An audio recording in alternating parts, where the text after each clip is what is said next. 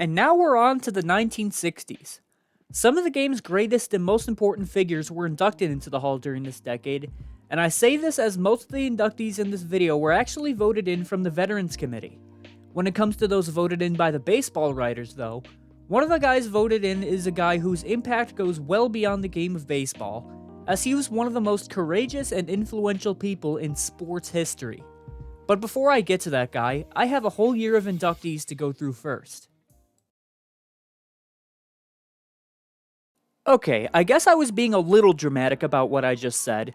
Because the class of 1961 consisted of only two guys from the Veterans Committee, and they were Max Carey and Billy Hamilton. Their impact on baseball went as far back as the 19th century. Well, when I say 19th century, I don't really mean that for Max Carey, who was a center fielder who spent his career in the 1910s and 20s mostly in the Steel City. After choosing baseball instead of becoming a minister, Carey became a regular starter with the Pirates in 1911, and while he was always a very solid hitter in his career, his stolen base numbers are what made him famous. During his career, he led the NL in stolen bases 10 times, with his career high being 63 in 1916. His secret to his elite base stealing was, quote, getting a good jump. I'd watch the pitcher's motion and then be at full speed after 2 steps. Max's pure speed also allowed him to be an amazing defensive center fielder, and he helped the Pirates win the 1925 World Series. He finished in Brooklyn in 1929 with a .285 career average, 2,665 hits, and 738 stolen bases. But funny enough, what if I told you there was someone else in this class who was an even better base stealer than Carey was? That's right, Billy Hamilton... wait, hold on. Billy Hamilton was also a speedy center fielder, and his career started all the way back in 1888 in the American Association before joining the Phillies a couple years later. During his pro career, Sliding Billy, as he was also known, led in stolen bases 5 times, and his career high was 111 in both 1889 and 1891.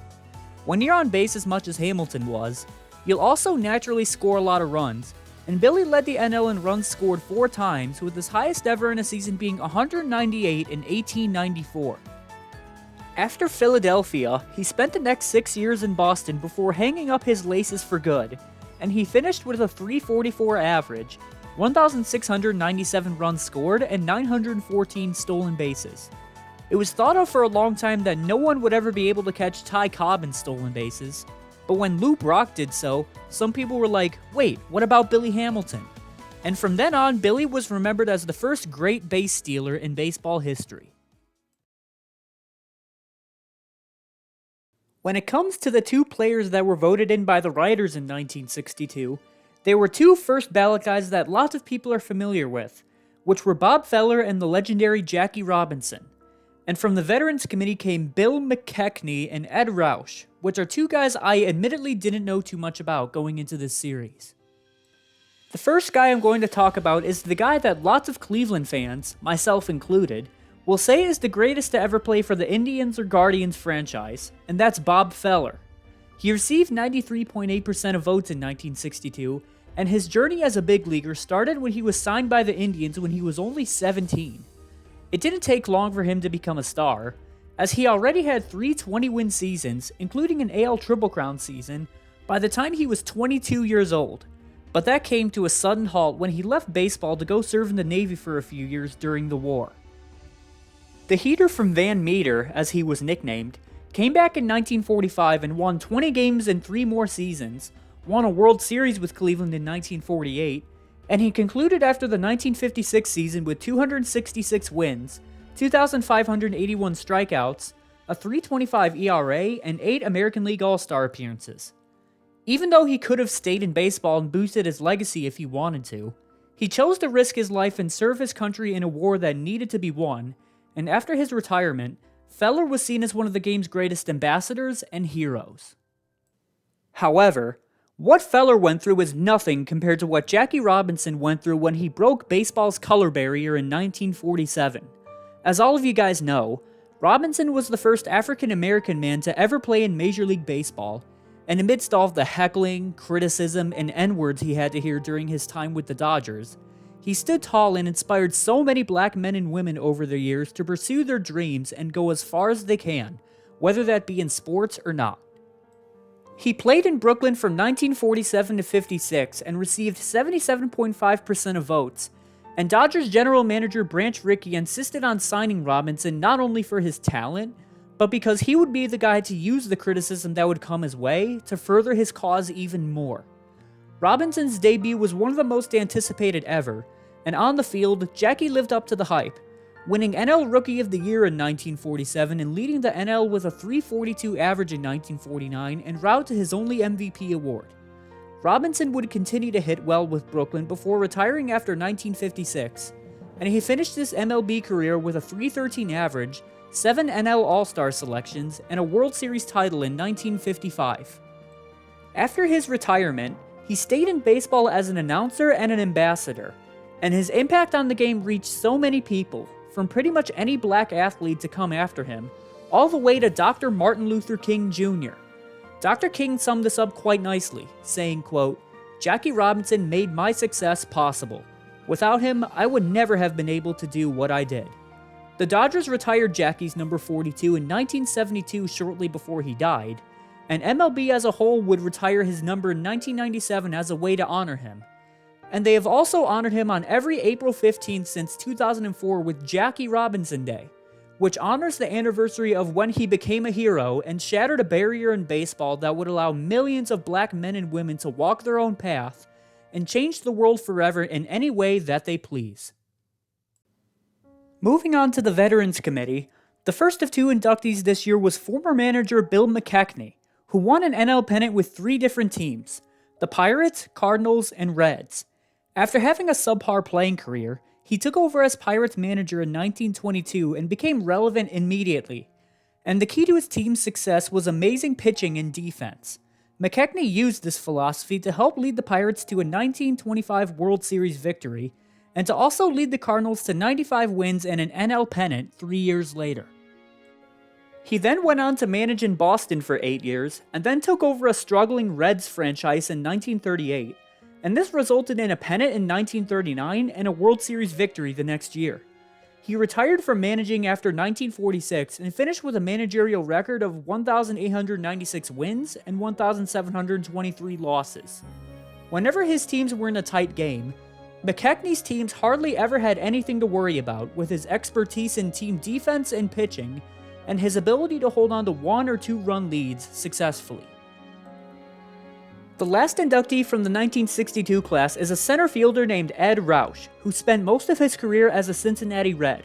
He got his first real taste of the big leagues in 1916 with the New York Giants, but he and John McGraw did not get along at all, so he was sent to Cincinnati along with Christy Mathewson and Bill McKechnie, funny enough. It was there where Roush really blossomed into a two-way star, hitting .300 in every season in Cincy along with playing amazing defense in center field. He helped the Reds beat the Black Sox in the 1919 World Series and would retire with the Reds after 1931.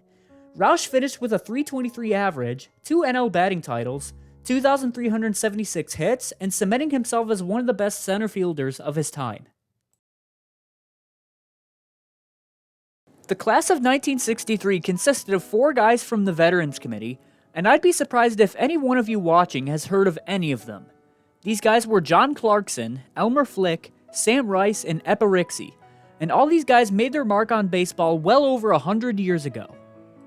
The first guy I'm going to talk about is John Clarkson, who was one of the more dominant starting pitchers in baseball when it was first getting started all the way back in the 1880s.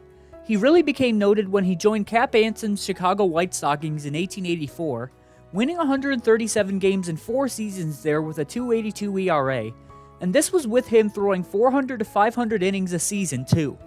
Clarkson got sold to Boston in 1888 and continued his dominance there before spending the last 3 years of his career with the Cleveland Spiders. When he retired, he had the most wins in NL history with 328, along with a .281 ERA and 485 complete games. I have no clue how his arm stayed on his body all that time, but I guess he somehow did it. Elmer Flick is the next guy here, and he spent his career with both Philadelphia teams and the Cleveland Naps. The right fielder was first given a chance to play full-time due to injuries to other outfielders, and he took advantage of that. hitting .300 in his 4 seasons with the Phillies. He then ended up going to Cleveland along with Nap Lajoie, which is where he'd spend the rest of his playing days, and his time there saw 4 seasons of hitting over .300. Flick wrapped up his big league career after 1910 with a .313 average, 1,752 hits, and also becoming known as one of the fastest players in the league that could track down any fly ball easily. Sam Rice initially came into the major leagues as a pitcher when he was 25, but eventually turned into a Hall of Fame right fielder that became one of the best hitters of his time. He spent all but the last year of his career with the Washington Senators, and he recorded 6 seasons of 200 hits or more, along with 13 seasons of a .300 average or better while playing in the nation's capital. Rice won the World Series with the Senators in 1924 and was a part of 2 more pennant-winning teams there, and he spent the last year of his career with the Indians in 1934. He ultimately ended up with a career .322 average, 1,077 RBI, and 2,987 hits. And it sucks that he couldn't have played just a little bit longer so that he could have reached that illustrious 3,000 hit mark. The final guy to come from this class was a pitcher named Eppa Rixey, who spent his career with the Phillies and Reds with a year off from military service wedged in between. He was signed by the Phillies in 1912 without ever having to play in the minor leagues, and he pitched well when he started with a .252 ERA in his first 6 seasons there before his military service. Rixey was then traded to the Reds in 1921, and it was then that he established himself as one of the most reliable arms of his time. As he got older though, he moved to the bullpen and he finished after 1933 with 266 wins, a .315 ERA, and it was always one of the most competitive arms in the National League who could always be relied on in a pinch. If you thought that class had lots of old, obscure guys, just wait until you hear about the class of 1964. The one BBWAA electee this year was Luke Appling, who was selected from a runoff ballot, and the Veterans Committee selected 6 new guys. They were Red Faber, Burleigh Grimes, Miller Huggins, Tim Keefe, Heinie Manush, and John Ward. And before doing my research for this video, I knew next to nothing about any of these guys, so I'm pretty much discovering what these guys did at the same time as you. Luke Appling was a shortstop who spent his 20-year-long career with the Chicago White Sox, and he got 94% support from the runoff ballot that the BBWAA had after they didn't elect anyone from the initial ballot. He won the starting job at short in 1932, and he held that down for the rest of his career. Appling hit 313 different seasons with Chicago, including 2 AL batting titles, and this was mostly due to his ability to foul off pitches on purpose until he got the pitch he wanted to hit. He took 1944 off from baseball because of military service, and he came back the next year and played until 1950, which was his age 43 season. Despite battling so many nagging injuries throughout his career, which gave him the nickname Old Aches and Pains, he finished with a lifetime .310 mark, 2,749 hits, 1,116 RBI, and 7 AL All-Star selections. One interesting stat I found when reading about him was that he ended up with more extra base hits than strikeouts during his career, and that alone should sum up just how great of a hitter he was in his prime. The first Veterans Committee guy here is Red Faber, another all-time great White Sox who spent his 20-year career in the Windy City. When Faber was a rookie, the Giants tried their best to purchase him, but the White Sox wisely said no, choosing to keep him around for what would become 2 decades worth of greatness. As a fastball and spitball-only pitcher, he was a 20-game winner in 4 seasons, led the AL in ERA twice, and won 3 games with a 1.67 ERA to help the Sox win the 1917 World Series. Faber would pitch for the White Sox until he was 44, and his time ended with 254 wins, a .315 ERA, 273 complete games, and was the last pitcher in the AL that could legally throw the spitball, and he did so even after it was banned in 1920. Burleigh Grimes was the last ever spitball pitcher in baseball, and he pitched for 7 different teams during his MLB career. He started in Pittsburgh in 1916, but after losing 19 games in 2 seasons there, he was shipped off to Brooklyn and he really found himself there, winning 158 games in 9 seasons in New York. Following that, he bounced around with many different teams, winning a World Series along the way in 1931 in St. Louis, with Grimes winning both of his starts in the Fall Classic. He finally called it quits in 1934 with 270 wins, a .353 ERA, and all of this was thanks to his famous spitball that he was allowed to throw all the way up until his retirement.